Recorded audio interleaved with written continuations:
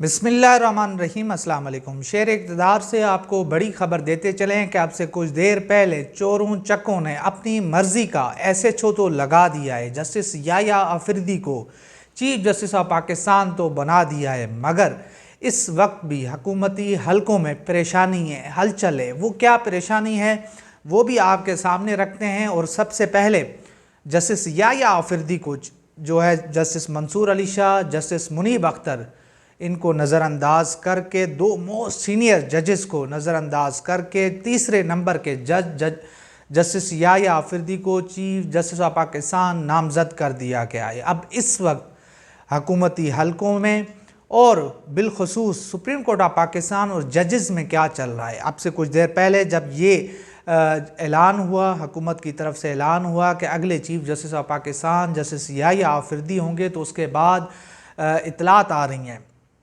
कि जजेस की बैठक लग चुकी है और इसमें बड़े फ़ैसले भी मुतवक्के हैं।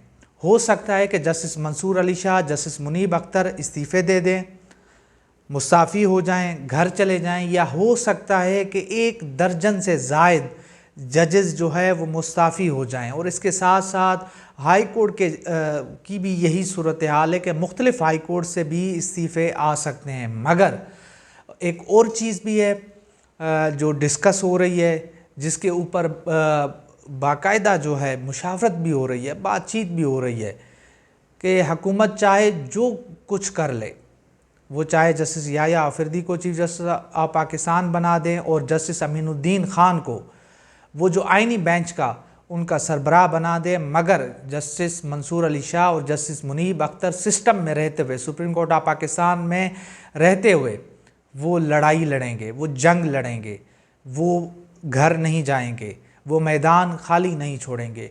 तो ये भी एक जो है सूरत हाल है जिसके ऊपर गौर व फिक्र हो रहा है। और हुकूमती हलकों में इस वक्त परेशानी है, तशवीश है कि आया कि हमने जस्टिस याह्या अफरीदी को चीफ जस्टिस ऑफ पाकिस्तान तो नामज़द कर दिया है, मगर उनका ट्रैक रिकॉर्ड हम देखें तो वो एक अच्छे जज हैं।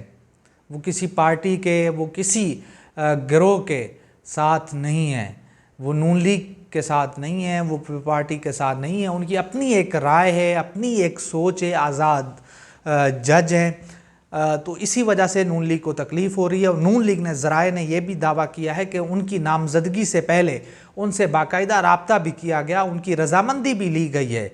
और एक और भी इतला है जिसके ऊपर हमने कल भी बात की थी कि कल जो एक मुलाकात हुई थी जस्टिस अतर मिनल्ला, जस्टिस मंसूर अली शाह, जस्टिस याह्या अफरीदी, इन तीनों की मुलाकात हुई थी। और उस मुलाकात के अंदर ये तय पाया था कि अगर जस्टिस याह्या अफरीदी को चीफ जस्टिस ऑफ पाकिस्तान नामज़द किया जाता है तो वह इस ऑफ़र को कबूल नहीं करेंगे, क्योंकि जस्टिस याह्या अफरीदी कभी भी नहीं चाहेंगे कि तारीख़ में उनको जस्टिस जावेद इकबाल के तौर पे याद रखा जाए। जी हाँ, मैं आपको बताता चलूँ कि जब इफ्तिखार चौधरी को हटाया गया था तो उसके बाद जो सीनियर जज थे, जज राना भगवान दास, उनको ऑफ़र की गई थी कि आप चीफ जस्टिस ऑफ पाकिस्तान बने। उन्होंने इनकार किया था। तो उसके बाद जस्टिस जावेद इकबाल ने इस ओहदे को कबूल किया था, वो चीफ जस्टिस ऑफ पाकिस्तान बने थे। मगर जो उनके साथ हुआ था, एक तो तारीख़ में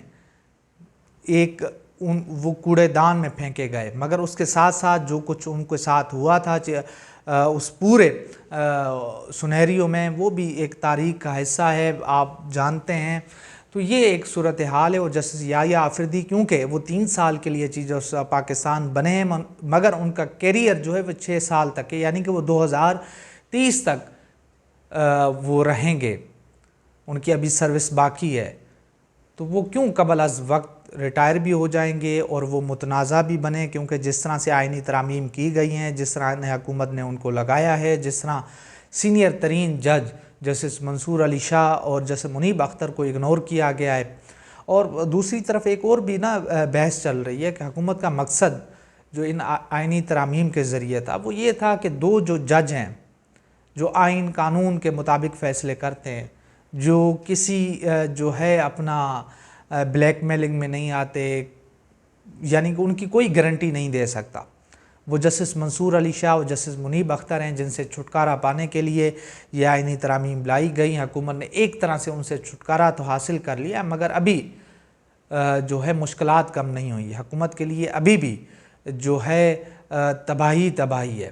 یہ جیسے جیسے معاملات آگے جائیں گے، اور جسٹس یحییٰ آفریدی صاحب اب ان کو یہ بھی دیکھنا ہوگا، سوچنا ہوگا کہ وہ ایک ڈمی چیف جسٹس جو ہے وہ کیوں بننا چاہیں گے، کیونکہ سارے اختیارات، تمام چیزیں تو وہ ایک سینئر جج کے پاس ہوں گی جو آئینی بینچ کا سربراہ ہوگا، سو موٹو نوٹس ان کے پاس ہوگا، سیاسی کیسز ان کے پاس ہوں گے، آئینی کیسز ان کے پاس ہوں گے، تو کیا جسٹس یحییٰ آفریدی جو ہے اپنا ایک سیشن جج کے طور پہ وہ کام کریں گے؟